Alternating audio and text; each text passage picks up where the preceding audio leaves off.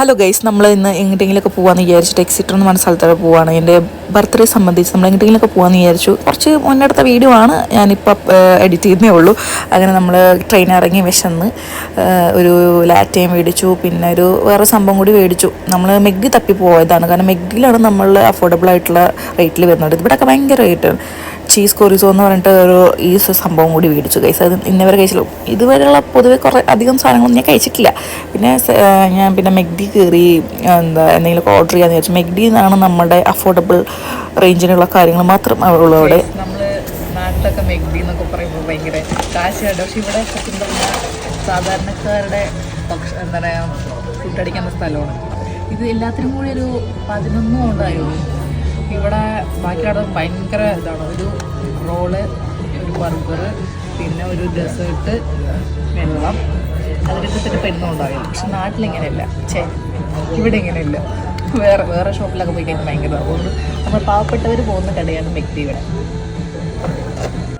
അങ്ങനെ ഞാനൊരു ചിക്കൻ റാപ്പും അവനൊരു ബർഗറും പിന്നെ ഒരു ഡെസേർട്ടും അങ്ങനെ കുറച്ച് സാധനങ്ങളാണ് ഞാൻ ഓർഡർ ചെയ്തത്. മെഗ്ഡിയിൽ കയറിയാലുള്ള ഒരു ആശ്വാസം. വയറ് നിറയെ കഴിക്കുക, ബഡ്ജറ്റ് ഫ്രണ്ട്ലി ആയിരിക്കും. ബാക്കിയൊക്കെ ഒടുക്കത്തെ റേറ്റാണ് കേട്ടോ. എന്നിട്ട് നമ്മൾ സിറ്റി സെൻറ്ററിൽ ജസ്റ്റ് ഒന്ന് കറങ്ങി എല്ലാ കടയിലും കയറി ഇറങ്ങി നല്ല ഓഫേഴ്സൊക്കെ ഉണ്ടായിരുന്നു. നമ്മളിൽ വേറെ അധികം ബഡ്ജറ്റ് ഇല്ലാത്തതുകൊണ്ട് നമ്മൾ വേറെ എങ്ങും പോയില്ല, ജസ്റ്റ് കണ്ടു വെച്ചോളൂ. നമ്മൾ നാട്ടിൽ പോകുമ്പോഴേക്ക് ഇവിടെ വന്ന് ഷോപ്പ് ചെയ്യണമെന്നാണ് ഞങ്ങൾ വിചാരിക്കുന്നത്. അങ്ങനെ പിന്നെ അതിന് ശേഷം നമ്മൾ വേറെ ഷോപ്പിൽ കയറി. അവിടുന്ന് കഴിച്ചത് ബെൽജിയം ചോക്ലേറ്റ് കേക്കാണ്, പിന്നെ ലാറ്റെ വിത്ത് ക്രീം, അങ്ങനെ ഈ ഒരു സംഭവമാണ് നമ്മൾ കഴിച്ചത്. ബെൽജിയം ചോക്ലേറ്റ് കേക്ക് വലിയ കുഴപ്പമില്ലായിരുന്നു, ടേസ്റ്റ് ഉണ്ടായിരുന്നു. എനിക്ക് ചോക്ലേറ്റ് കേക്ക് വലിയ ഇഷ്ടമില്ലാത്തതുകൊണ്ട് കുഴപ്പമില്ല. അതിന് ശേഷം നമ്മൾ നാൻഡോസ് എന്ന് പറഞ്ഞിട്ടൊരു കുറച്ചൊക്കെ അവിടെയാണ് കറങ്ങിയിട്ടാണ് നമ്മൾ ഇങ്ങോട്ട് പോകുന്നത്. നാൻഡോസ് എന്ന് പറഞ്ഞിട്ടൊരു റെസ്റ്റോറൻറ്റിൽ കയറി.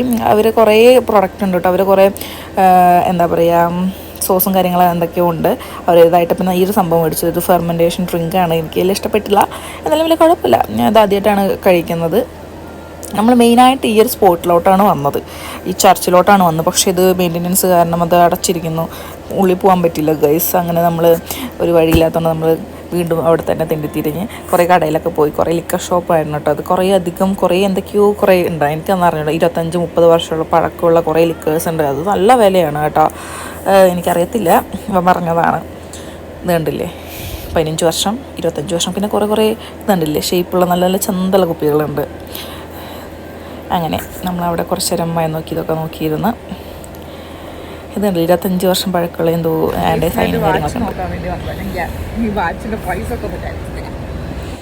അതെ ഗൈസ്, നമ്മൾക്ക് വാശില്ലാത്തതുകൊണ്ട് നമുക്കിത് കാണാം. ഇത് 6 ലക്ഷം 7 ലക്ഷം രൂപയുടെ നാട്ടിലത്തെ ഉള്ള പൈസയുടെ വാച്ചാണ്. നമ്മൾ കാശൊന്നും ഇല്ലാത്തതുകൊണ്ട് ജസ്റ്റ് തിരിഞ്ഞ് ഇത് മാത്രം നോക്കി വീഡിയോ ഒക്കെ എടുത്തിട്ട് തിരിച്ചു പോകുന്നു ഗൈസ്. അപ്പോൾ ഇത്രയുള്ളൂ. Bye, thank U.